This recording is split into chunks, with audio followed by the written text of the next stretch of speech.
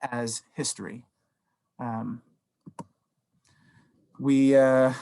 let's be clear. Is it history? Yes, I want to read it as history, absolutely. But we tend to read it solely as history, as if that were all that's going on there. But the fact of the matter is that the author or authors, the editor or editors who have given the book of Genesis to us had to make decisions about how to tell this history. Of course, it covers so much time. How do you decide what to leave out, what to put in? If you compare the book of Genesis with the book of Moses, it's clear that decisions have been made. And so we ought to read it, I think, as history and literature. And the question that we have to ask then is, what happens if we start to look at how the thing is shaped? What might the shape of the book of Genesis tell us about the meaning of history? It's too easy then just to read Genesis saying, oh, here's the story, here's how Israel came into existence. But I think if we look at it as a literary text as well, then we start to understand what Israel is doing as it comes into existence, why it's there, what God is doing. The book of Genesis packs a message as well as a story. So here's our task: to read the book of Genesis as a literary whole, 50 chapters, self-contained, with an identifiable shape and a clear sense of progression. What is this book telling us about how Israel comes into being and what it means for Israel to be? Now, here's the perspective I want us to keep in mind at all times as we talk about the book of Genesis. This book was written, edited, shaped, etc., for ancient Israelites. It wasn't written for me and you. This is not Mormon and Moroni looking down through time and seeing us and saying, okay, what do they need in the last days? This is not the Doctrine and Covenants, Revelations in the 19th century. This is a text that is shaped deliberately for ancient Israelites to read. So since that's the case, how would they have understood it, the book? How is it supposed to speak to them? And how might it therefore become clearer to us? So keep this perspective in mind as we go along. With that in mind, we can say this at the broadest level. The book of Genesis has three overarching parts. This is a point of basically universal consensus in the world of biblical studies. It comes in three parts: chapters 1 through 11, which scholars tend to call the primordial history, by which we just mean the history of the world up to the point where it starts to look like the world that the readers of the book knew, right? By the time you get to the end of chapter 11, the way the world looks would be familiar to any ancient Israelite reader or hearer. Then we get chapters 12 through 36, which for obvious reasons, scholars tend to call the patriarchal narratives, the stories of Abraham, Isaac, and Jacob. Of course, here we're getting the reception of these promises and covenants with Israel originally. And then finally, we get, as a kind of standalone story, chapters 37 through 50, the story of Joseph and Judah, which is this detailed and deeply affecting story about these two figures, these ancient heads of what at a later time will be two nations in conflict, the northern and southern kingdoms of Israel. Let me space those out a little. So here they are again, right? Here are three parts. What we're getting here in succession is the story of how we got the world that Israel knew, then the story of the covenants that oriented Israel within that world, and then a kind of bonus story of Joseph and Judah, that has a kind of reflection in Israel's own sense of itself, because for at least several centuries, and even after that, of course, Israel saw itself as divided into those who can claim descent from Judah and those who claim either direct descent from or whose leaders directly descend from Joseph. Any ancient Israelite reading this book sees these three parts. There is where the world we know came from. There is where we came from in this world. And here is the story of why we're divided, why we're in conflict. So Genesis has, I think, a very straightforward message in a certain way to any ancient Israelite reader. Further, though, notice that we can see these three things as doing something very specific. Chapters 1 through 11 not only sort of explain the world as it stands, they explain a problem. These chapters explain the problem to which Israel is the solution. By the time you get to the end of chapter 11, we're going to look at this in detail. There's a very specific problem in the world. Chapters 12 through 36 then provide the solution. The Abrahamic covenant is a solution to a very specific problem. And of course, as that story unfolds, we'll see that further problems begin to arise once the solution has been introduced. So we get a solution in the patriarchal narratives, but we also get these further problems, difficulties that arise. Finally, then, in the last sequence, we sort of narrow in on those further problems. We'll see why. But also we get a kind of further solution, a solution to those further problems. So there's a sense of progress across these several parts of the book of Genesis, a very specific problem, a very specific solution, and then a way of cleaning up some further problems that arise. This is what we want to track in some detail. So let's look first at Genesis 1 through 11, familiar stories, right? Floods and creations and falls and towers of Babel and all of these kinds of things, familiar stories. Again, what we want to focus on here is the literary shape of the story as it's told. So how does this unfold? Well, we begin, of course, with the creation story. It's kind of complicated. It seems like it happens twice. There are some interesting things to say about all of that. For our purposes, let's notice this alone from Genesis 1. The focus here is the establishment of a safe space for human beings to flourish. If you read Genesis 1 very carefully, we have to be very clear about this. This is not a scientific picture of how the world comes into being. It's described in terms of a dome that's over the surface of the waters, right? That separates waters above, up in the sky, from waters below. The earth is a kind of landmass floating in the water in this space protected by the dome. And then, of course, animals and plants and all these kinds of things take shape there, and eventually human beings. The picture is something like an inverted snow globe. All the liquid is outside, and there's this dome of air and safety that God has created. So again, not a scientific picture by modern standards, of course, but a picture that would have made a great deal of sense to any ancient Israelite reader. They would say, oh yeah, when you look up in the sky, it looks like a dome. Water comes from up there, comes down here from there. Water seems to seep up out of the earth. We must be sitting on water, and so on. And we have a very clear picture to an ancient Israelite. And the message of the chapter is very clear. God has set up all of these boundaries and divisions to create a space within which human beings can flourish. And in chapter 1, verse 26, we get this. God said, let us make man in our image, after our likeness. Let them have dominion over all these animals and so on. So picture here of human beings flourishing here as the image of God, coming into this space to be a kind of reflection of God as they hold things in order. There's where the story begins.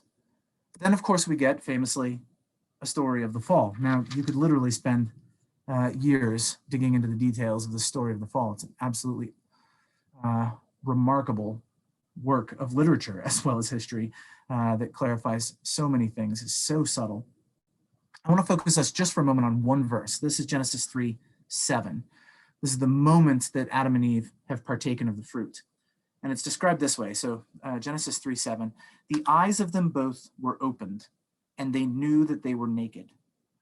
This is the immediate effect of eating the fruit. We talk about eating the fruit, introducing death and sin into the world, and all of that will come. But the immediate effect is that they see that they are naked. And that seems to me I'm a philosopher, seems to me a philosophically profound way of understanding what happens at that moment. To see that you are naked, what's at stake there? At the very least, it's to see that you are seen, right? I don't think we're supposed to picture Adam and Eve looking down suddenly and going, what the heck, right? It turns out I have no clothes on.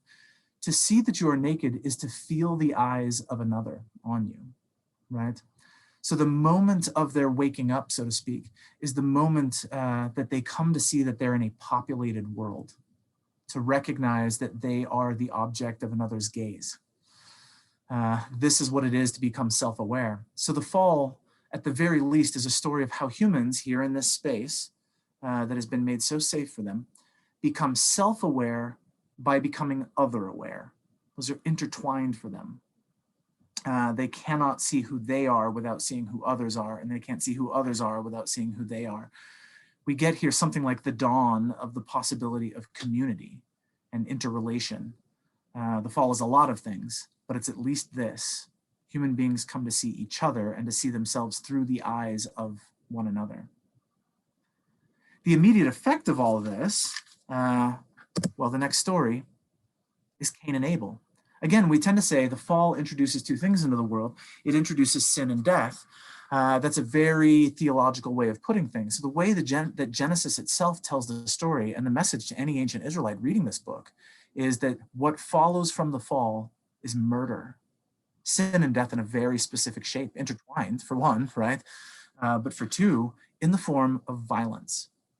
Is the immediate consequence, the very next story. Now you read your book of Moses and the story is much more complicated. We've got other things happening, sacrifices and angels and so on. But as Genesis tells the story, we move straight out of the Garden of Eden into murder. As if as soon as human beings are aware of each other and aware of each other's awareness of them, the result is violence. We get self-protective, we get selfish, and we want things for ourselves. And violence follows. The Cain and Abel story, of course, is just brutal, heartbreaking.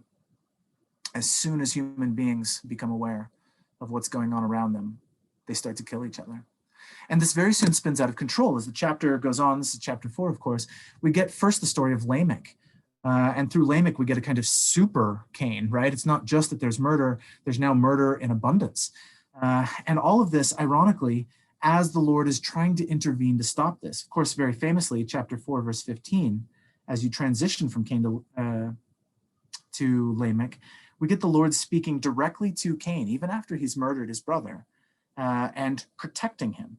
Cain has expressed his worry that he'll be killed by others, but verse 15, the Lord said unto him, therefore, whosoever slayeth Cain, vengeance shall be taken on him sevenfold. And the Lord set a mark upon Cain, lest any finding him should kill him. This mark is a protection to keep Cain alive and to prevent further violence. It doesn't work, unfortunately. Lamech says, I want to be the super Cain. You can see that in verse 24. If Cain shall be avenged sevenfold, truly Lamech 70 and sevenfold. Lamech turns this protection into a kind of badge of honor and wants to raise the stakes, and murder is spreading. But at the same moment that that's happening, as that chapter concludes and as you move into chapter 5, there's also a chosen lineage being introduced. Seth and Enos first, but then we track that through various generations, all the way down to Noah, in fact, in chapter 5. And we get the sense that as violence is on the rise, as violence is beginning to spread, there's also God interacting with some lineage to do something about it. This anticipates what's going to happen later in the book of Genesis. Then what? Well, famously, of course, the flood. The beginning of chapter 6, what we get is the problem is out of control. What's begun with Cain, what's begun to grow further with Lamech, has now become a general problem. We have mighty men, which were of old, men of renown, and so on. And then by verse 5 of chapter 6, we have God looking on the earth and saying, every imagination of the thoughts of human beings' heart is evil continually, only evil continually. We tend then, in talking about the flood, to say, man, the world was so evil. What were they doing? I bet it was, pick your favorite political hot topic and say, I bet it was that. But actually the text is very specific about what the problem was. Notice this is chapter 6, verse 11, starting in verse 11. The earth also was corrupt before God, and the earth was filled with violence. Here's the very specific problem. It goes on in verse 12. God looked upon the earth, and behold, it was corrupt, for all flesh had corrupted his way upon the earth. And God said unto Noah, the end of all flesh is come before me, for the earth is filled with violence through them. And behold, I will destroy them with the earth. The problem here is the continuation and the spread of what's begun with Cain. Of course, in the book of Moses, you watch as this really spreads, right? Here in Genesis, we just get this kind of blunt statement. What is so worrying God is that the world has become a place of just nonstop, widespread, vicious murder. Violence everywhere. This is the motivation for the flood. Now, that might seem like a strange response on God's part. There's violence all through the world. Let's violently destroy everyone, right? That seems like a very strange way of solving this problem. I don't think that's actually what's going on. It's not God violently responding to violence. It's God looking at what he's created and saying, the whole thing has gone awry. We have to start over. Because, in fact, if you look at the story of the flood, the way the story is told, the story is the recreation of the world. If you look at chapter 7, verse 11, you get the fountains of the great deep broken up and the windows of heaven opened, right? The waters above can come pouring in. The seals that hold the water below are broken, so the water comes up from below. And as a result, this inverted snow globe is taken apart. the waters come back, and we go back to day one of creation, where there is nothing but water, the deep. If you look at chapter 8, verse 1, the way the flood starts to recede is this. God made a wind to pass over the earth, and the waters assuaged. What's going on there? A wind passing over the earth, a spirit passing over the earth. In Hebrew, spirit, wind, same word. This is exactly what happens on day one of the creation. By the end of, by verse 3, the waters are returning from off the earth, and dry land begins to appear. By the end of verse 5, the tops of the mountains are seen. And then a few verses later, Noah sends out a dove who brings back an olive leaf. There is no plant life on the earth. And by verse 17, the ark is resting, and God commands animals to go forth from the ark and begin to populate the earth. And in fact, by the time you get to chapter 9, verse 7, you have Noah and his family receiving exactly the words given to Adam and Eve. Be fruitful, multiply, bring forth abundantly in the earth, multiply therein. What we have happening here is not simply a kind of violent destruction or a kind of judgment on humanity. God looks on the world and says, we set this up for a purpose, and everything has gone awry. I set up some protections to try to curb the violence. It has not worked. What we have to do is, in some sense, blow up the lab and build a new one and start the experiment again. So not violence for violence, but God saying the whole thing isn't working. How do we start it all over? We've gone back to creation. That seems to be the picture here. And we're starting over now, hopefully on a new footing, because what gets introduced right after the flood is this: a law and a covenant. This is, I think, really crucial. Chapter 9 of Genesis, we get this starting in verse 3 especially. Every moving thing that liveth shall be meat for you. For the first time, human beings are allowed to eat animals. And then in verse 4, but flesh with the life thereof, which is the blood thereof, shall ye not eat. You can eat animals now, but don't let this be about blood. Don't let this be about violence. And in verse 5, surely your blood of your lives will I require. And in verse 6 especially, whoso sheddeth man's blood, by man shall his blood be shed. The whole law given to human beings as they come out of the ark after the flood is about violence. Do not kill each other. Go ahead and eat animals, let that satiate you, but don't make that about violence. Somehow, let's see if we can start this whole experiment of human beings again, and let's do it now with a law keeping you on the right track in terms of violence. And with this law comes a kind of covenant, a promise, very famously, of course, right? A covenant that God will never blow up the lab again. We're going to play this experiment out now to the end of time. This law will bind you. Jews, by the way, you're perhaps familiar with this, but Jews have for centuries, millennia likely, called this covenant and law right here the law of the Gentiles. This is the law that is binding for all. Israel's not in the picture yet. But here God introduces for all human beings a law, and it's about violence, very specifically. So we're hopefully on a kind of new footing after the flood. The same problem is there. Human beings have a propensity to violence, but here maybe we can fix things with this law and with this covenant. The problem, of course, is that this recreation of the world is followed by another fall. This is a weird story. We don't know what to do with at the end of Genesis 9. I mean, just an awkward story. What on earth is going on here? We've got this story about Noah getting drunk, uncovered in his tent. His son Ham sees him and says something about it, and there's this walking backwards. Who knows what this is supposed to mean? Of course, it's been interpreted, as you might imagine, in hundreds of ways, sometimes in really deeply problematic ways that have led to histories of racism and slavery and so on. Deeply complex story. But note this at least, echoes of the fall. Right after a recreation, we have a kind of forbidden fruit, the fruit of the vine that gets Noah drunk. We have a question of consciousness. He's passed out. Him something like being asleep like Adam in the garden or becoming conscious afterward. We've got a question of nakedness and then covering. And we've got a question of conflict among the sons of Noah. How Ham responds versus how Shem and Japheth respond. We have here all over again the fall. And so we get a sense of what's pretty obviously coming. What happened after the first fall was violence. So what do we expect? Further violence. We've got a new law, a law that's supposed to bind. It is not going to prevent bloodshed. What we get next, chapters 10 and 11. Well, in chapter 11, we get the story of the tower. Chapter 10 sets that up by giving us what scholars call the table of the nations. Chapter 10 literally just sort of lays out this long genealogy. It's the kind of thing that we tend to read today and just go, I don't know what this has to do with anything. Names after names after, who cares? We like to make fun of these kinds of chapters. For any ancient Israelite, of course, this chapter would mean a great deal because every name here is the name of a nation they know. So what we have in the table of nations is an explanation now of where the world as Israel knew it came from. And they'd read this and go, that's where Egypt came from. That's where Assyria came out of, right? What we're getting in the wake of the flood is the rise of the world Israel knows. And chapter 11 then, with the story of the tower, gives us a kind of other side of that, where the languages come from, how they're scattered about, and all of this kind of thing. What we have then in the course of chapters 10 and 11 is the rise of the nations Israel knows, and as a result, the return of violence. It's not emphasized there, but any Israelite would have heard it clear, loud and clear. What we have happening in these chapters is the source of the empires and the nations that are constantly at war and constantly threatening Israel's existence.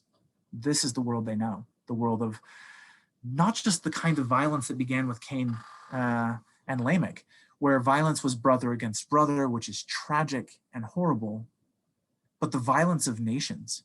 If you've read much of anything about Assyria or Babylon, their manners of torture, they invented crucifixion, right? Their manners of torture, their forms of warfare, this is unbelievably cruel kind of treatment.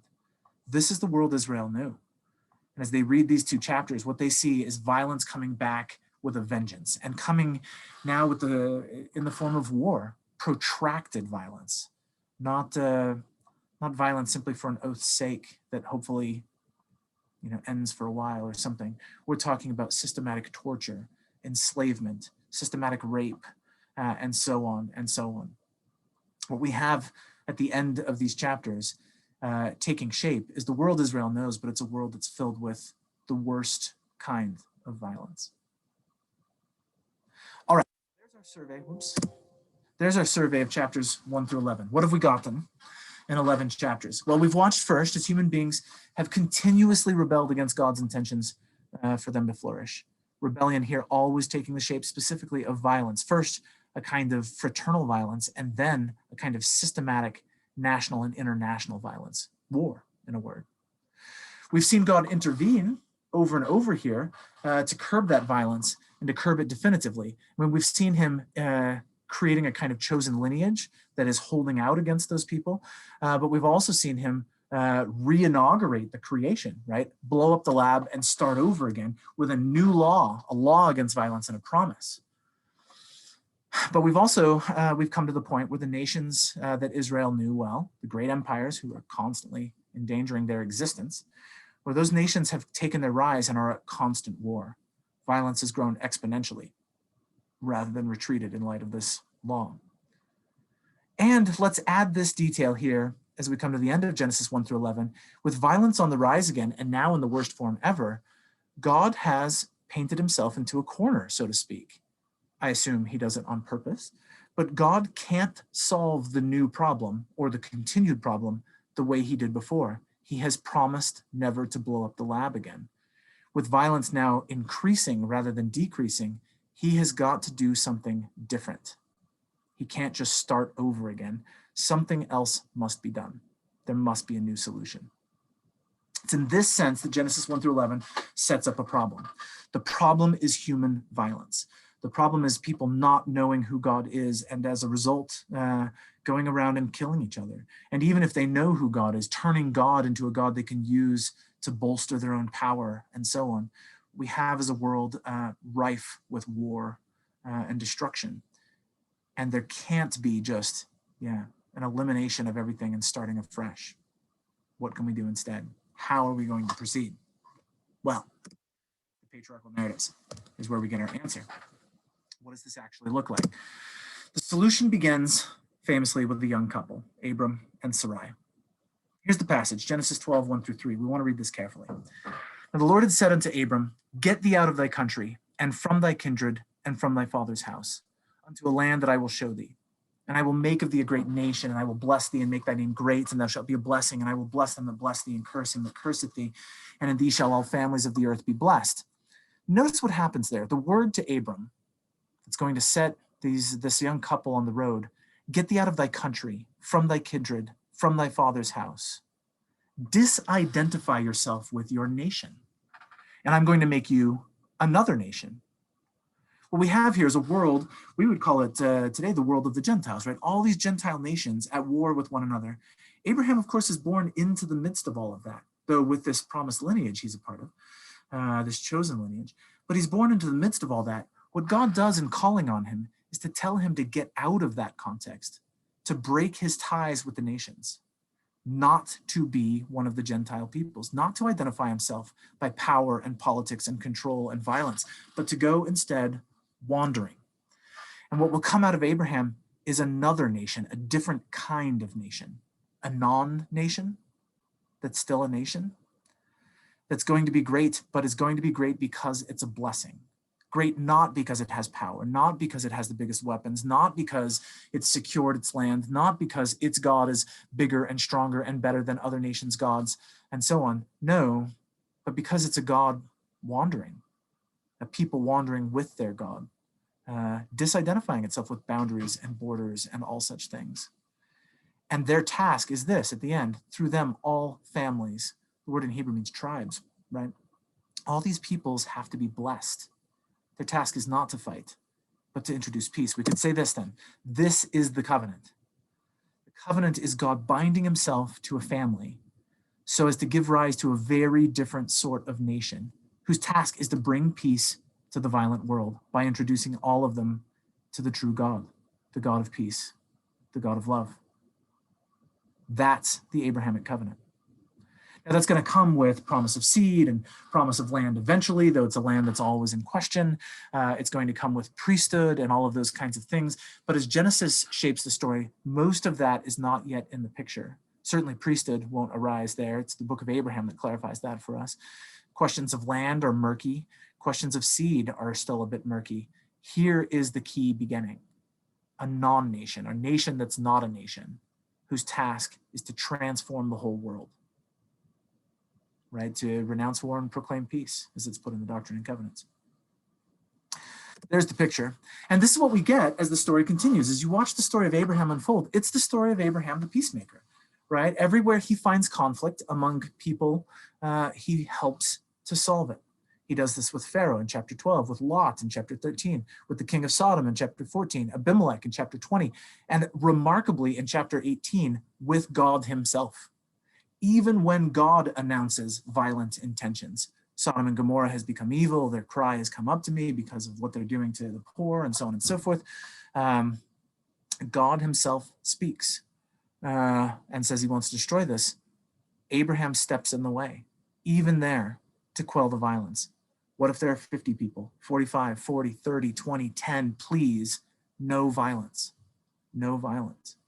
This is the story of Abraham. He wanders about, encountering Gentile peoples, small tribes, small families, larger nations, even God, and does everything he can to quell the violence. This is who Abraham is. And I think that's the way we're to read his story. There's this wild exception, though, one context repeatedly in which Abraham doesn't overcome conflict, one context over and over where he can't seem to quell violence, and that's within his own family.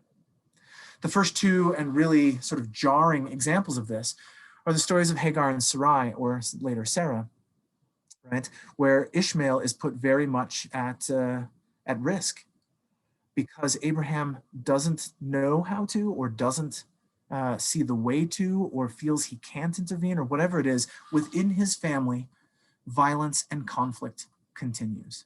Outside his family, he's able to overcome conflict again and again and again. I wonder, to be honest, if this is actually the key to understanding the story in chapter 22, the story at Moriah, where Abraham is commanded to sacrifice Isaac. I wonder if the point is in part to get Abraham to see what he has been doing.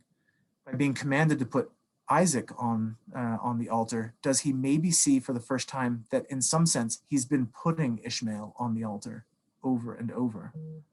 That within his family, he's privileged one over another, and that he has actually been doing violence in some sense himself. And when the command is rescinded, does he realize what he's done and realize how family ought to work? There are lots of ways that story can be read, and obviously there's some really major things happening, as Jacob teaches us in Jacob 4, typological things. But I wonder if there's more there also about his family and the way that conflict and violence is happening there. At any rate, this conflict within the family continues. In Abraham's generation, he can overcome violence and such going on all around him, even if he's not fixing in his family. By the time we get to the next generation or two, the focus has become just the conflict in the family. There's not even helping much with conflict around. There's just this ongoing problem of conflict. Isaac and Ishmael, of course. And then maybe in its most egregious form, Jacob and Esau. What begins within Abraham's family continues for generations. So here's what we're getting in the patriarchal narratives. Notice we've done this a little faster.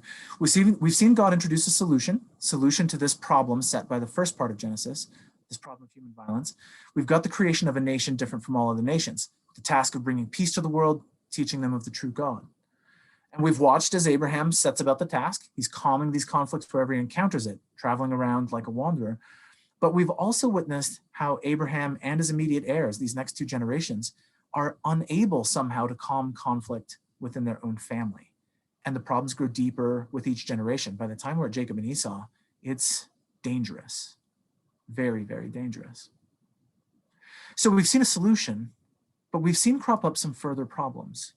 Problems now within the self-forming nation of Israel. So with those further problems, we come to the last part of Genesis, Genesis 37 through 50. This is one of the most beautiful stories. It's hard for me to read it out loud and not tear up when you come to the end of the story of Judah and Joseph. But it does seem like a strange story after all we've been doing, right? We've got a solution, we've got these further problems and so on. Why this protracted story about two sons? I mean, one long story about Judah and Joseph. So really the question here is what gives? Why would Genesis end with this one protracted story? Well, see if we can get to the bottom of it. First of all, we've got to ask this question, who are Judah and Joseph? Of course, first things first, they obviously represent another iteration of conflict, right? We're getting something like Ishmael and Isaac and Esau and Jacob, again in the next generation. But notice this crucial difference already. Ishmael and Isaac, only Isaac is within the chosen lineage. Esau and Jacob, only Jacob is within the chosen lineage. The conflicts are over the fact that one is in and one is out. When we get to Judah and Joseph, we've got another iteration of conflict among sons, but they are both in the lineage. The fight is over which one of them will be preferred within it. This is a very different situation here. Judah and Joseph represent something like the conflict coming fully inside the family, fully inside the chosen lineage, so that now it is dividing Israel itself. For that reason, there's a second thing that any ancient Israelite reader would have seen. They would recognize in the conflict between Judah and Joseph here, the division in Israel later after Solomon, right? The nation of Israel after David and Solomon splits into two rival kingdoms, the northern kingdom, which goes by the name Joseph and Ephraim and Israel and a few other names, and the southern kingdom that goes by Judah, but these are led by Joseph and Judah respectively. Any ancient Israelite reader would have seen in this story a kind of allegory or parable as well as history, a story about their own situation, of how they've been divided and how eventually that might be overcome. And hence, third, this story would contain for ancient Israelite readers very real implications. What does this ancient story mean for Israel divided and at war? Why are we divided? How are we divided? And how might we, in the end, actually be reunited? Because that's, of course, how the story of Joseph and Judah ends. If you know it well, it's not just that eventually Joseph realizes, he's been kind of mean to his brothers when they came to him after they were mean to him and so on. It's Judah and Joseph specifically. It's Judah who comes up with the idea of selling him into Egypt, and it's Judah who steps up and offers to be a kind of sacrifice in the place of his younger brother Benjamin, and Joseph and Judah are reconciled. For any ancient Israelite reader, this is a promise. We could be reconciled someday. Joseph has got to get over his arrogance, Judah's got to get over his, and we might be united once again. Now, let's get clear about a few points, right? Between the death of Solomon and the destruction of the northern kingdom by Assyria, 722 BC, the story of Judah and Joseph would have been a story of promise. That's the way we've just been talking about it. For anyone reading this story during those years, they would have said, okay, we can be reconciled like our ancient ancestors were reconciled. These two nations have got to come back. There's promise here.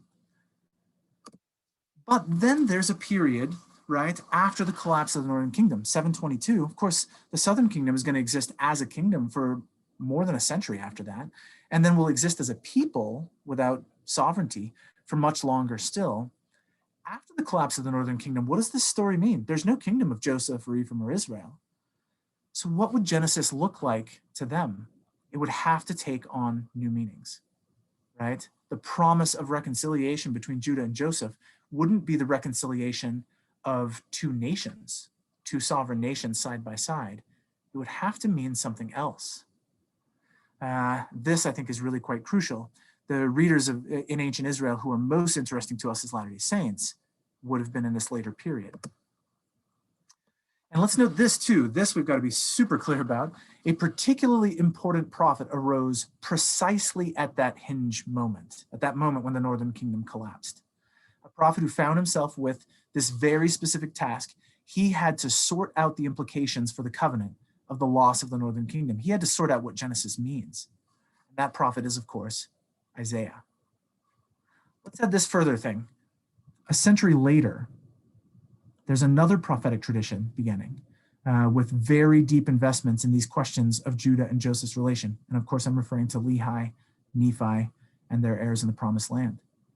As these descendants of Joseph walk away from Judah and begin to write a book that will be paired in the last days with the book written by the descendants of Judah, there are major questions of reconciliation of these two kingdoms being worked out. The meaning of Genesis takes on a very interesting depth and richness for those who have been brought to the Book of Mormon.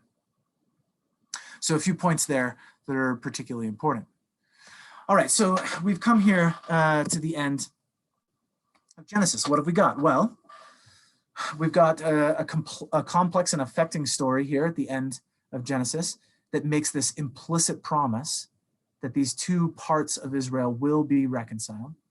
We found we have reason to ask about non-obvious ways of understanding that promise. It can't just be about two sovereign nations because the northern kingdom is destroyed and scattered, doesn't exist as a historical political entity as early as the 8th century BC. And we've seen that there's a great deal of importance to attach to the prophet Isaiah. This is essential. We've got to see him as the one who sorts out the meaning of the Abrahamic covenant. And of course, we've also developed a preliminary sense for why the Book of Mormon might be absolutely crucial in trying to sort out the meaning of Genesis. What do Judah and Joseph mean in the long run? All right, Genesis, there's our big picture. Here's the backstory, the set of expectations, the context. We've got a sense for a covenant. We've got a sense for what the Abrahamic covenant is doing, how God is intervening in a war-torn, destroying, self-destructive world. We have got the possibility of redemption for everyone, but then we've also got Israel from the very beginning failing. I mean, putting down conflict in sort of local, important ways, but also failing to sort themselves out. And over time, failing to do anything to quell conflict outside because they're so focused on their own internal conflict. And eventually this becoming a situation of deep internal rivalry and no real obvious reason to believe that reconciliation is coming soon. We have to look to the future to see these things get worked out. The Gentiles then are kind of left on their own. Here, this nation of Israel has been created to solve the problems of Gentile violence, but Gentile violence is just going to go on and do its thing. Israel is not helping them. And in the meanwhile, Israel is destroying itself. The world is kind of lost by the time we come to the end of Genesis. And especially as you come to the time of Isaiah, it's not clear how this could possibly be solved. Genesis is not a book of hope. I mean, it does end on that hopeful note, but when and how can all of this be sorted out? How could we get Judah and Joseph reconciled? And as a result, finally get Israel doing its task of gathering all the nations in peace and a recognition of the true God. Well, Isaiah is the key here. We're going to have to do a whirlwind introduction to Isaiah. Isaiah is where I spend most of my time. If I'm a scholar of anything biblical, it's of Isaiah. Mostly I'm a scholar of the Book of Mormon, and I work on Isaiah's role in the Book of Mormon. But here what I want to do is spend just a couple of minutes introducing what happens in Isaiah. We won't look at any text in great detail, but here's just a kind of thumbnail sketch. First, let's note this. We as Latter-day Saints don't know what to do with Isaiah. We've got Jesus telling us in the Book of Mormon we got to take him seriously, but we don't know what to do. We read him, we get confused, and so we tend to do one of two things. First, we look in his writings for things that we can read typologically, that is, as direct anticipations of Christ's coming, his birth, his death, etc. And then we look in his writings for things we can read eschatologically, that is, anticipations of the last days, destructions, millennium, etc., etc. We look for those things because those things are familiar to us. We look for those things because we don't know the Old Testament. Are those things there? Yes. Yes. Can you find the Messiah in Isaiah? Absolutely. Absolutely. Can you find eschatological prophecy? No question. Is that most of what Isaiah is about? The answer is no. No. We force text to mean things they don't mean, and we then just get baffled by the rest. If we don't have the backdrop of the covenant, Isaiah looks like a mess and a mystery. But if we get all this clear, actually Isaiah is pretty straightforward. Nephi tells us that. He's not hard. I'd say this, the key to reading Isaiah well is just this. We've got to read it in light of all that's been made clear in the book of Genesis. It's also helpful to read it with some historical understanding of ancient Israelite history, geography, etc., and to have a good translation. King James Version is 400 years old, and it shows. But to read a good translation alongside the King James, and things start to pop. But if we read it in light of the book of Genesis, we can start to see what's going on here, I think. So what is Isaiah's message? Okay, so first let's note this. With other prophets of his generation, especially Amos and Micah, Isaiah is interested in the idea of the remnant. This word is all over his book. It's all over Amos and Micah as well. And it's all over the Book of Mormon from the title page onward, remnant. What's going on? Well, Israel is facing serious destruction. The northern kingdom is collapsing. The southern kingdom is being pared back heavily by Assyria, and Isaiah is seeing other things like that coming. These prophets are watching as Israel is being winnowed down to just a remnant. And so this generation of prophets are constantly harping on this idea. They have to make sense not of Israel simply as a promised people, but of a remnant of Israel as a promised people. If you know your Book of Mormon, man, Nephi is obsessed with this idea. His own people will be reduced to a remnant, the Lamanites. For Isaiah, the remnant is the key to understanding what's happened with the northern kingdom, and as he himself begins to anticipate by prophecy what's going to come to the southern kingdom, not only thanks to Assyria, but eventually, especially what's going to happen thanks to Babylon, a century and a half later. Isaiah is the one who uses the remnant idea to sort out what God is doing. It's not just random history that's going on, such that Assyria is causing all this trouble or that Babylon will later cause this trouble. This is God working. God is reducing this people to a remnant purposefully. Isaiah constantly calls the remnant the holy remnant, the sacred remnant, right? And in this remnant will be a seed, a holy seed. Isaiah sees the remnant as the chosen part of Israel that will survive in order to do God's work on the other side of this winnowing process. In light of all of this, Isaiah sets forth a series of prophecies of doom, mostly found in what scholars call first Isaiah, Isaiah 1 through 39, that gets attached to theories of authorship that aren't relevant for our purposes. But it is true that the first half of the book of Isaiah is mostly focused on doom, predicting disaster, but also the preservation of a sacred remnant. The remnant theology is all sorted out in those first 39 chapters. Doom is coming, disaster is coming, but also this will result in a remnant. This massive destruction will overflow with righteousness on the other side. And then he sets forth a series of prophecies of redemption, mostly found, certainly for our purposes, in so-called second Isaiah, Isaiah 40 through 55. We're leaving off the last 11 chapters for our purposes. The Book of Mormon never quotes them, which I think is interesting. These predict redemption and restoration for the remnant. The remnant will survive, and then the remnant will return. And now we sort out what that return looks like. coming back from exile, coming out of these horrible situations and back to situations of safety and peace. This is the promise. This is what Isaiah is sorting out. The remnant theology is God is doing something and reducing Israel to a remnant, and then God is going to restore that remnant. Obviously, by grace, right? That remnant hasn't done anything to deserve this. God is good. He holds to his covenant. But here's the crucial element not to miss, the major twist in Israel's story.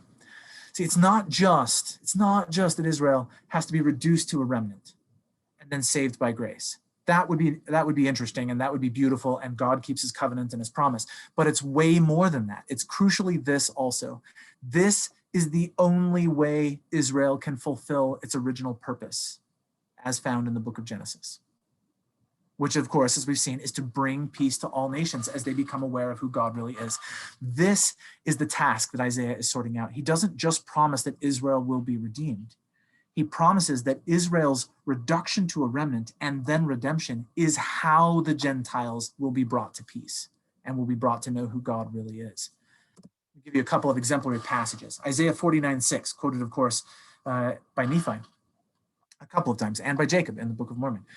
The Lord said this, it is a light thing that thou shouldst be my servant to raise up the tribes of Jacob and to restore the preserved of Israel. It's too easy just to restore Israel.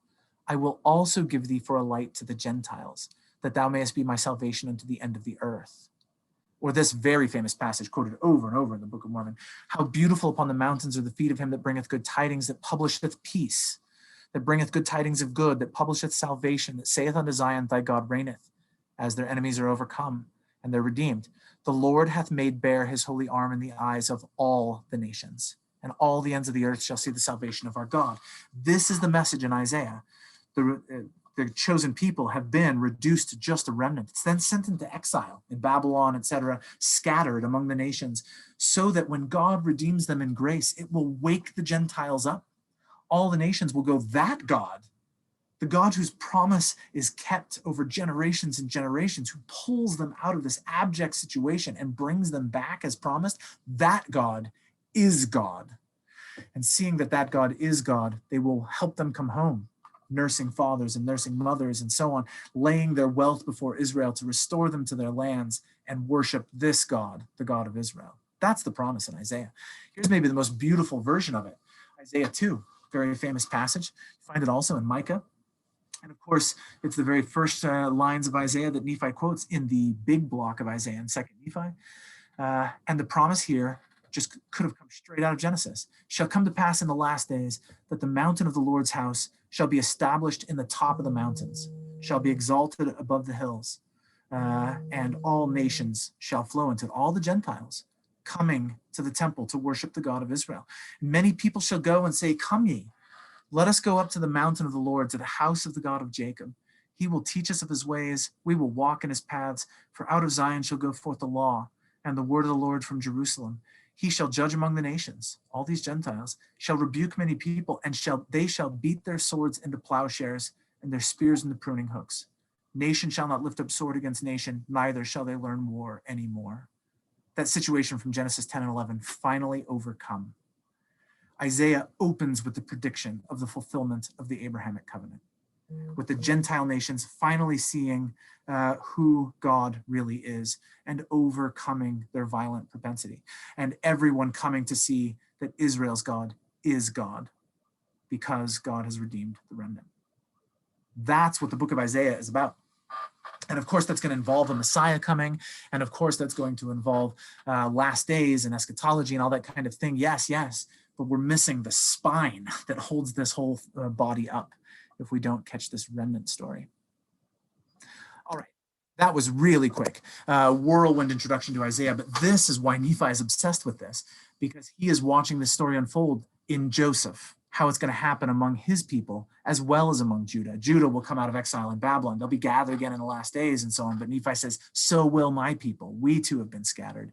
We too will be reclaimed. And as he reads Isaiah, he sees God's work spreading out over the whole earth, and all the world will wake up. Now, let me add a word about Paul. We'll be very quick with Paul. But it's important to get the Abrahamic covenant into the New Testament. We sometimes read the New Testament as if the Abrahamic covenant is all kind of out of the question at this point. Oh, it's just been universalized. All everyone has to do is come into relationship with Jesus. That's Martin Luther's New Testament. That is not the New Testament's New Testament. If we read Paul carefully, there is something very Abrahamic going on here. You can find it in the Gospels really clearly as well, of course. But check this out. A few pointers on reading Paul. First, you have to see this. Paul sees Isaiah's prophecies being fulfilled. That twist in the story he sees happening in his own time. One, there has been messianic deliverance. The Messiah has come, and in an unexpected fashion, like you would get from, say, Isaiah 53, a suffering servant rather than the conquering king. But only a part of Israel, a remnant, believes that Jesus is the Messiah. Paul explicitly ties Isaiah's remnant idea to the fact that only a part of the Jews have believed. That remnant of Israel, though, including Paul, is having success among the Gentiles, and with the potential for all nations to come to see who God really is. This is why Paul wants to go to Spain. He wants to get to the end of the Gentile world because he is seeing the Gentiles come and join. He sees Isaiah being fulfilled. The Gentiles are coming. And in fact, he begins to gather a collection, 2 Corinthians 8 and 9 especially. He's gathering a collection from among Gentiles of literal money so that he can see the perfect fulfillment of Isaiah's prophecy. He's going to take all this money and take it to Jerusalem, which is when he ends up getting arrested and so on, and lay it before this remnant of Israel so that Isaiah's prophecies have been fulfilled literally, with the Gentiles bringing their wealth and laying it before Israel. By the way, what Paul talks about there becomes the model for the law of consecration. If you read section 42, it talks about consecrating the wealth of the Gentiles to the poor among Israel. That's what section 42 calls the law of consecration.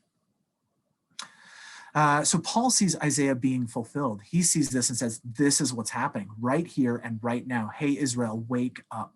He even says that this conversion of the Gentiles is going to provoke the rest of Israel, the non-remnant, to wake up and see what's going on, and then all Israel will be saved. So if you want to see this in Paul, read all of his major letters. I mean, especially Romans, 1st and 2nd Corinthians, and Galatians, but read especially Romans 9 through 11. It's in Romans 9 through 11 that someone like Luther finds his whole theology of grace. Romans 9 through 11 is about Israel. It's about the covenant. It is Paul sorting out how God in grace redeems Israel in a way that wakes up the whole world. It's Paul's reading of Isaiah. It's clear as can be. There are whole books by scholars just looking at how Isaiah is used in those 3 chapters. This story is not an Old Testament story. It's the story right in the New Testament. Paul sees all of his missionary labors as bound up with the Abrahamic covenant. Read Luke, it's everywhere there. Read Mark, it's everywhere there. This is the burden of the New Testament as much as the Old. All right, I want to wrap up here. There is one major point that remains when you come to the end of reading Paul. By Paul's time, of course, Joseph is long out of the picture. That last part of the book of Genesis seems completely irrelevant. No one knows where Joseph is at this point. Judah has become all of Israel. That's how they think of themselves. And Paul never talks about Joseph. So Paul is not enough of the story. We have to turn to the Book of Mormon, where the rest of the picture is worked out to completion. We have to see there not just the redemption of Judah, but the redemption of Joseph as well, the reconciliation of the two, and hence Paul's theology, wedded to Lehi's theology, Nephi's theology, together makes up the picture of the redemption of the whole world in the last days. All right, so let's sum things up. Genesis outlines in great detail a problem, a solution, and then begins to track a new problem within Israel, a failure to fulfill its mission because of its own desires for worldly glory and power. Just think of the book of Samuel, right, where all of the Israelite nation is like, we want to be like the other nations. We just want to be another Gentile nation, worldly glory, worldly power, and as a result, all these deep conflicts within Israel. But the same book of Genesis is littered with promises for reconciliation and refocus, especially, of course, in the story of Judah and Joseph. Isaiah introduces a key twist into this larger story. Because Israel fails to redeem the whole world like they're supposed to, God tries something new. He allows Israel to get itself nearly destroyed, reduced to a remnant, but he sends what's left into exile among the Gentiles and then gracefully redeems them from their state in exile so that all the Gentiles, the whole world wakes up and Israel and Gentiles are redeemed together. Paul adds to this in that he sees Isaiah's prophetic vision happening in his own time, point by point, after the Messiah has come. And so he outlines a kind of theology of God's graceful working with Israel and waking up all the nations and so on. But he leaves out this crucial business of Joseph. So finally, the Book of Mormon has to get involved. It introduces us again to the remnant of Joseph, and it outlines through all of its prophecies, especially Nephi and then Christ himself, what has to happen in the last days to reconcile Judah and Joseph while Isaiah's prophecies are fulfilled one last time. And there, that triggers the redemption of all the world and fulfills all of God's promises. That, I think, is the Abrahamic covenant. I want to open some time for questions here. Let me first just share a word of testimony. This theme of the Abrahamic covenant, there's a lot to it. It's thick, it's complicated, it's scattered all about the scriptures. We have the task of sort of digging through all of them to construct this story. But it is the story that holds the whole thing together. It's what unites the Doctrine and Covenants with Genesis and Isaiah with the Book of Mormon. It's what holds the pearl of great price in this picture. If we want a picture that gets everything together, that isn't the kind of a la carte picking of what we like, our favorite doctrinal hobbies or whatever, this is the beating heart of all of what God has been doing in the world. The Messiah came to make this work. Christ is now working to make it fulfilled. President Nelson, I think, is not whistling Dixie. He is calling us to see what God is doing in all of history. This is real. This is the core. When Moroni showed up in Joseph's bedroom and altered the text of Malachi, the rewording is really quite striking. What has to happen is a planting in the hearts of the children, the promises made to the fathers, Abraham, Isaac, and Jacob, and a turning of the children to the fathers. We have got to turn our hearts to these covenants, or the earth will be utterly wasted. It is coming. That's real, and I bear testimony of it in the name of Jesus Christ. Amen. All right, we have time for some discussion, comments, questions. I'm told we've got till 10. Well, 10 my time. You're all in a different time zone, or maybe several, given how scattered about you are. I don't know. So we've got about 20 minutes, I think. Joseph, I have a quick question. Yeah.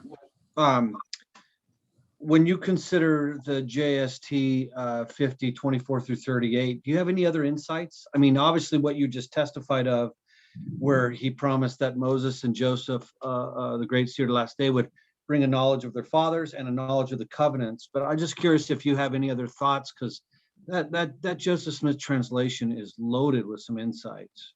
Yeah, that is a great question. I need to spend some time with it in light of this and actually see what else I see there. I mean, certainly in 2 Nephi 3, where we get right some of this laid out. I mean, one of the I think more striking passages, grab my Book of Mormon here, in 2 Nephi 3, that just I think encapsulates all of this perfectly. So this is 2 Nephi 3:12. Wherefore the fruit of thy loins, this is the word to Joseph, shall write, and the fruit of the loins of Judah shall write. Here we've got Joseph and Judah. And that which shall be written by the fruit of thy loins, and also that which shall be written by the fruit of the loins of Judah, shall grow together unto the confounding of false doctrines and laying down of contentions, establishing peace among the fruit of thy loins, and bringing them to the knowledge of their fathers in the latter days. So the picture we're getting here is, I think, one of Judah and Joseph reconciled, peace being a possibility, the whole world then as a result opens up onto the possibility of the fulfillment of the Abrahamic covenant. That one verse just encapsulates everything in Genesis in one picture. But yeah, I haven't done as much as I should with various parts of the JST in light of this, because it's obviously there's a sense in which Joseph, after getting the Book of Mormon, says, okay, there's got to be more going on in the Bible, right? Let's sort out what this whole picture looks like. Well, I think your connection to 2 Nephi 3, basically, Lehi was quoting from the brass plates, Book of Joseph. So, I mean, it's the same thing Joseph Smith was reintroducing. So I think that's right. Great stuff. Thank you. Yeah. Others, feel free to just speak up or something in the chat. So I have a comment and an insight and then a question. So the President Nelson quote talks about this is a personal saga. Mhm.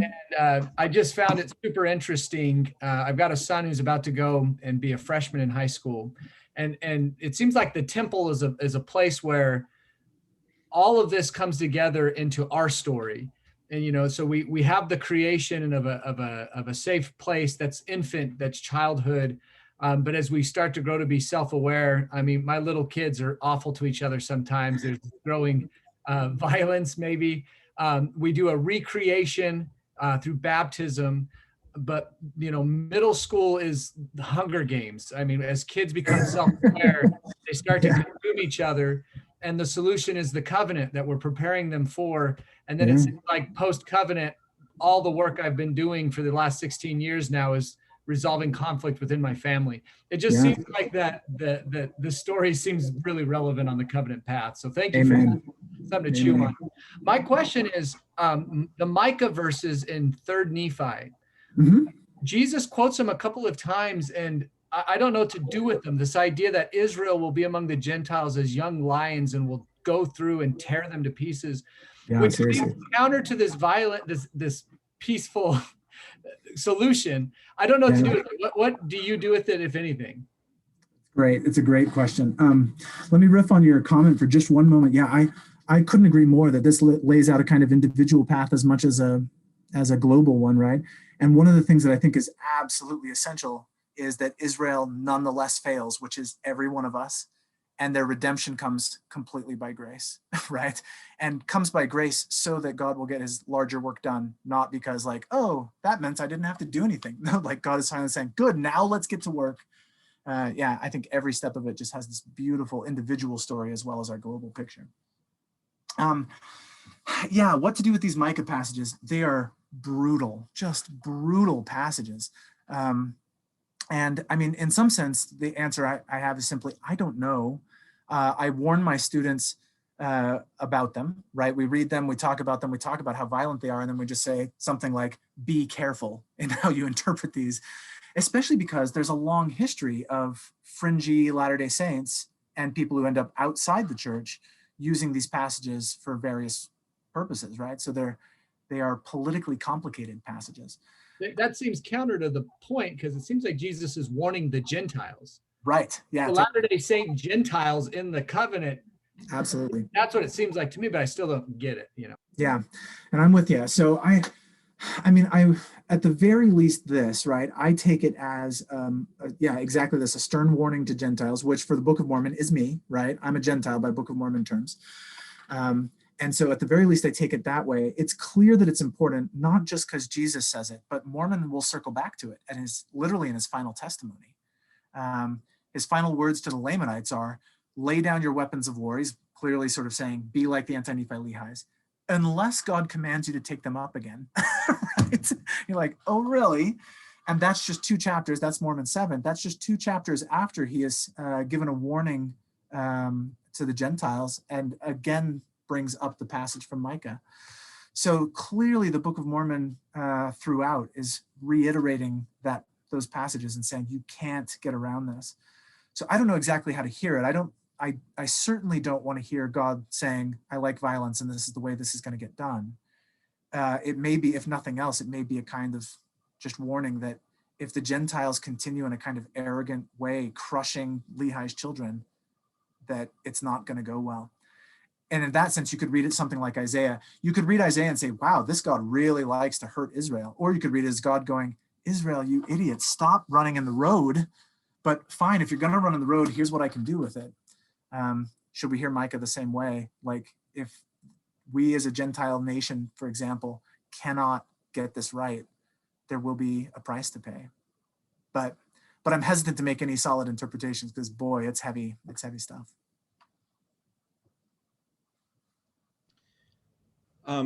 I just a comment, and it's actually attached to Shad's, and maybe what you've said is an answer to it already. First of all, this has been great, and thank you so much for sharing this.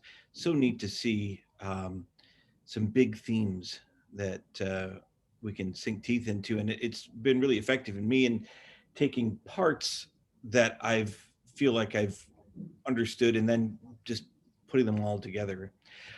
David Pulsifer, I heard an interview with him talking about how the Book of Mormon is in many ways an anti-violence book, despite all Yeah. the violence that's in it. And he related it rather excitingly to Doctrine and Covenants 98.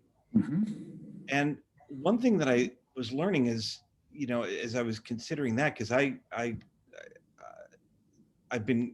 think the war chapters are very exciting, but you also need to wonder, with all this war, where's God's hand in all this? Yeah. But the fact that there are, well, even as we're coming to the promised land in the Doctrine and Covenants, as we're studying it, the Lord is saying, look, you don't take Zion by violence. Yep. Pay for it. If you do take it by violence, your reward will be Less. much lessened. And so we see that play out in here. So then I'm wondering, is that one way to, because that's my puzzlement. This is a very compelling narrative, but the Bible is also got an awful lot of God telling them to wipe out people or to act in a violent way. I've always understood it to mean you deal with kids at various levels. And if this is where you are, then this is what you need to, how you work with them to resolve conflict. And was that the case? But is there something perhaps about, I guess, related to those ideas about how much Zion they're willing to accept depending on how, does that make sense? I'm stumbling. Yeah, absolutely. Get the pieces. Yeah, let me say a couple of things here. So for one, if for those of you who aren't familiar with David Pulsifer's work, you should read it.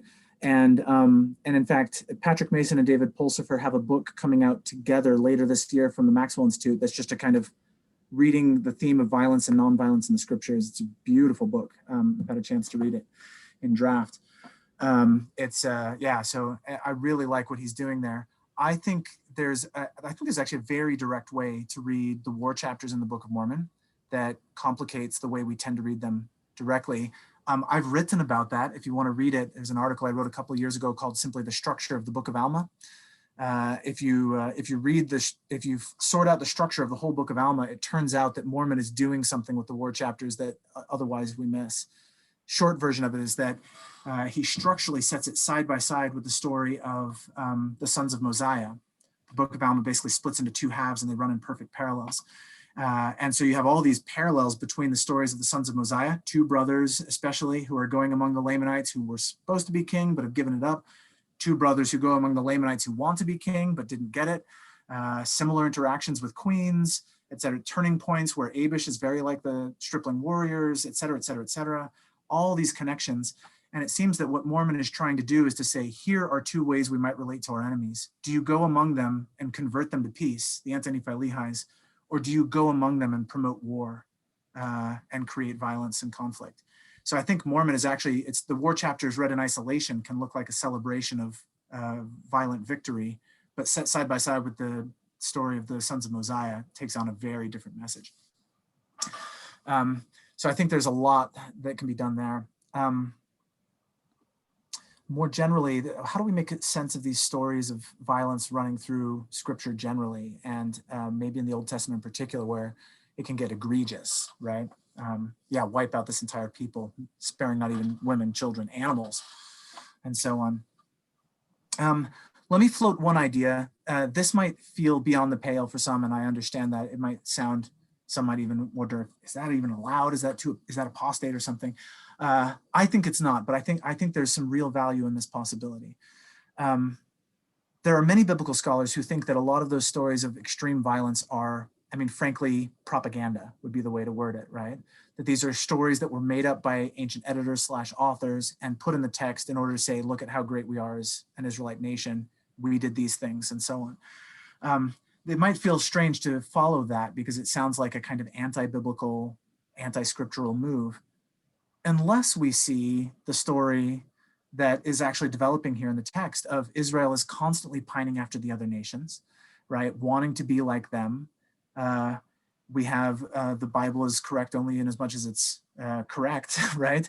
And we have Nephi raising very serious questions about interpolations and so forth, and Joseph saying we've got to be careful with the Bible. Might it actually be a very faithful position to say there are voices that made their way into the text here that are that are betraying the covenant and betraying it in the name of a violent conquering nation. And we have to be very careful in how we read those. We have to read against the grain of some of the ancient editors who shaped the narrative. I want to be careful. That's a possibility. I don't want to say that's what I think is going on, but it does seem like there are some possibilities with the text. It certainly would be an interesting thing that we, I mean, there's lots of books, we have no idea who wrote them. Yeah. You're right. But yeah, that's interesting to just listen to the tone and ask yourself, is this someone who is excited about gathering Israel? Yeah. About promoting themselves, and then an interesting question is, where do we fit as members of the church? Exactly. And we certainly have a history in the modern church. We have a history over the last 200 years of members of the church misconstruing the nature of the restoration and turning it into a violent power instead of a message for peace and redemption. And so we have our own precedent for a similar kind of thing, that the prophets are constantly pushing us to get in the right place. Well, and in Saints and the other history, so many of the problems in Missouri seem to have brought upon ourselves due to Exactly. that very idea. Thank you for that. That's really helpful.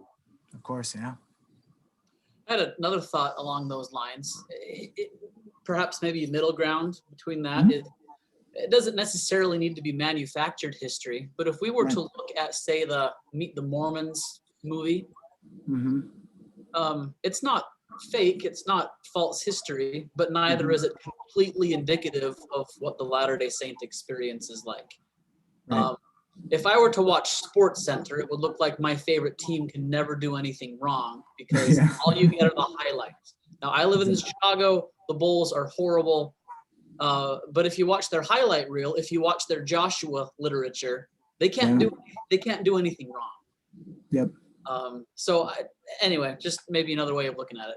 No, I really like that. I think that's a really good way of putting it. In fact, I think that's exactly the kind of thing I'm trying to get at, is the possibility that there's a certain way of telling the story. It's not that the whole story is inaccurate or anything like that. It's history, right?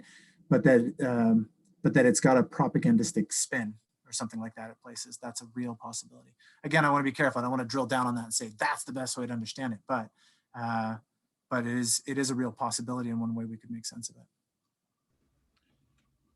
Joseph, my question is nowhere near the depth and insight that these brethren have just asked questions at. But you made a comment in your statement with Isaiah. One of the things we can do to better understand it is to have a good translation. And you mentioned the age of the King James Version. I'm curious if you're sitting down or would recommend to a guy like me to say, hey, here's a good translation to better understand Isaiah. Give me one or two. Sure. The easiest go-to is the NRSV, New Revised Standard Version. It's genealogically related to the King James, which is kind of nice, right? So there was a revision of the King James and then a further revision, and that's the NRSV. It's a trans-denominational translation, which is nice. So it's not like an evangelical translation or something like that. There are Jews and Christians and various Protestants and Catholics and so on, all involved in that translation. And so it tends to be nonpartisan. It does sometimes have, it does have its own biases on occasion. And so you have to be a little careful with it, but it's a very good and unbelievably accessible translation. Jake mentioned the Jewish Study Bible in the chat, and the Jewish Study Bible is very good. The one issue with the Jewish Study Bible is that it's sometimes a very non-literal translation. The NRSV is much more literal. The King James is actually an extremely literal translation, but it's 400 years old, and a lot of our language has changed, for one. But two, we've also just discovered a lot of manuscripts, and we have a much better sense of the original text today. The King James is a beautiful translation, and I think we have to be familiar with it, but read alongside something like the NRSV can be very useful.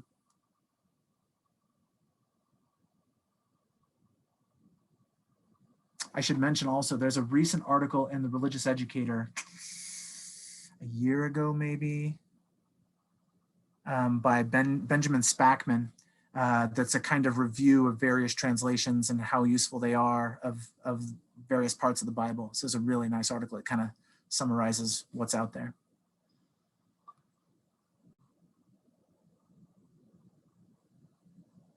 Maybe a related question that I've been chewing on that's kind of been discussed is you looked at the book of Genesis, seeing it as literature that has a and even these questions about destruction and killing families and children and beasts.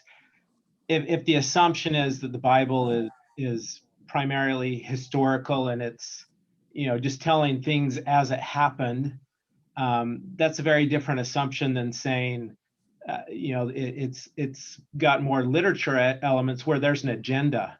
Mhm. And so you're highlighting a specific agenda, a faithful agenda of the book of Genesis.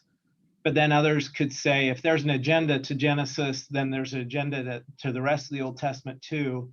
Yep. And question, the trustworthiness of any narrative. And so, Yeah. as you look at that, what's the pros and cons of approaching Scripture with those different assumptions in mind? That's a great question. I think the way to think about this is, there is an agenda. I think that's actually just simply a fact, right? All writing is an agenda. You can't tell a story without an agenda. Not to have an agenda is to have some hidden agenda, right? So there's always an agenda. I think what we have to do is discern the agenda and then ask, this is what it is, I think, to deal with Scripture, is to ask earnestly what we make of the agenda and where we can find the Spirit in it. So Nephi's got an agenda. I trust him completely, and I learn from his agenda. So I think the task is, where something strikes us as awkward or odd or potentially problematic, we can recognize it as an agenda. The wrong move would be to say, oh, there's an agenda, that's a problem. We have to say, what is the agenda? How far can I go with that agenda? Am I misunderstanding the agenda? So it takes something like, the violence in Joshua. Like I say, one way we can understand it, but one of the reasons I offer all the hedges is because I want to be really careful. Is there a better way to read it? Are we misreading the agenda? Is there something else going on? But there is always an agenda. And I think, so the danger in recognizing agendas in Scripture is that it becomes easy for us to go, oh, there's an agenda, agendas are bad. But the upside to it is, if we don't see the agenda, we can't be taught much at all, right? If we don't see that there's a message in the shape, we're going to miss it. This is so clear with Nephi. If we just read Nephi as a series of stories and then we start extrapolating our own spiritual applications, there's beautiful stuff that happens there, but we don't actually hear Nephi. Like, Nephi wants us to know his agenda. His agenda is about what's going to happen with Israel in the last days and what his vision means and so on. And he's got an agenda about the Gentiles ruining everything and how he's going to fix that and so on. If we're not hearing that, then we're not hearing Nephi. So prophetic agendas, I think, is what we've got to be trying to find and discern. And it may be that the Bible occasionally has problematic agendas mixed in, but we've got to be so careful before we make that decision. Brother Spencer, can I ask a question that goes along with that? I don't know if this is going to make sense, but would it be helpful, as we're trying to understand these agendas, if we keep doctrine, revealed doctrine as kind of our guide? In other words, lots of things can have lots of different interpretations. We're even told by Nephi that you can take the words of Isaiah and apply them. Yep. And I think there's lots of symbolism within the temple places that there could be different interpretations. And I think Absolutely. it's okay as long as they are doctrinally accurate. And I'm just asking, would that be a good guide as we look at agendas and try to understand those agendas, that if these were really written by prophets, that we keep in mind whatever we decide is where we're going with this agenda, we need to measure it against correct doctrine. Yeah, I think that's a really good way to put it. And in some sense, what I would mean by the word agenda, the way that I talked about it at the beginning was, we've got to look at literary shape, right? Meaning. But another way to put that is, what we're really looking for when we look for agenda is doctrine, right? When we're reading Genesis to see what the shape of the whole thing is, what emerges is, in addition to history, a doctrine, a teaching. This is what the author of Genesis is trying to teach us. Here's doctrine. And so if what comes out of it is something that just does not gel with revealed doctrine, then yeah, we ought to have questions, right? We ought to have questions. Our first question ought to be, Lord, is it I? Am I reading this well? Is there another way to read this? Is there a way to read this that fits better with what has been revealed? But we may sometimes hit a wall and go, yeah, I don't know how else to make sense of this. For the moment, I'm nervous or unsure. Joseph, maybe try to use an example in Genesis. I've always wondered, why did the writer or writers or compiler or whoever, why did he put Genesis, or why do we have Genesis 38 and 39 back to back? Yeah. You got an account of a completely immoral character. Yeah. Then you have the whole story of a really courageous, virtuous man that can deflect any kind of wickedness. And one agenda could be, well, clearly the writer was from the tribe of Joseph or Ephraim. Right. Or you could say, maybe the writer was actually trying to give you, hey, not only is violence bad, but so is this wickedness we call immorality, but however you want to term it. Yeah. And the writer's saying, just so you understand how God feels about not only violence and peace, but also immorality and virtue, I'm going to give you this account. I mean, just maybe I've always wondered why we have those back to back. Yeah, I want an hour to respond to that, but I don't have it. Well, you can write me an email because I love that story. I love that. There's so much to say about that. And I should say, I think that the back-to-back pairing of those two stories is the key to Jacob 2 and 3 in the Book of Mormon as well. Oh. But that's a whole other story. Yeah, I mean, at the very least I think that's exactly right. The way you put it is beautiful. We could read it and come to a really quick agenda. Oh, yeah, there's an agenda here against Judah. That's just bad reading, right? Instead, what it is to discern the real agenda is you have to take the whole of Genesis 37 through 50. What's happening across this whole thing? If you just go, oh, this is anti-Judah, well, then why does Joseph end up being a creep later in Egypt, right? The story shows us sort of the good and the bad of both of these characters, that when Joseph ends up in power, he ends up doing kind of abusive things as well. But God somehow works out this reconciliation between both parties.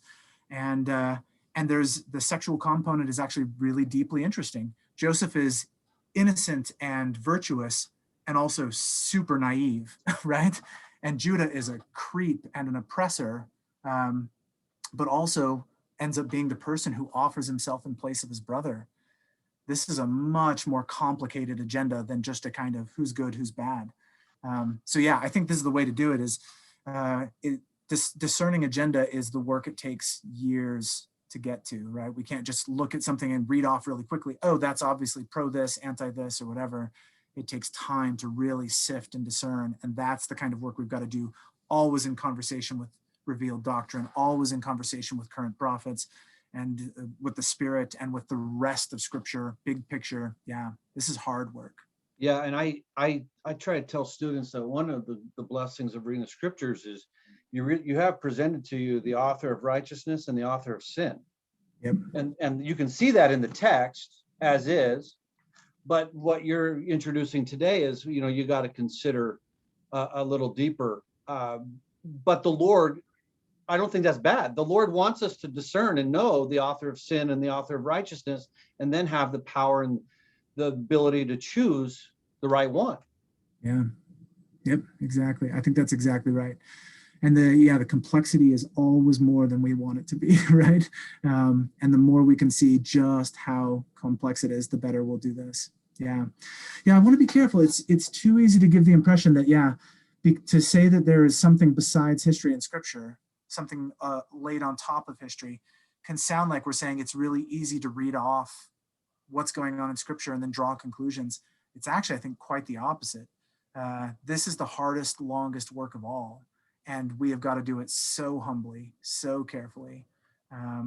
If we start to go, there's an agenda here I don't like, we have to make that decision so slowly, so carefully. And instead look first, is there some way I'm missing this? Is there some way there's something here I'm not seeing that will deepen and enrich the picture? Yeah, it's always the task.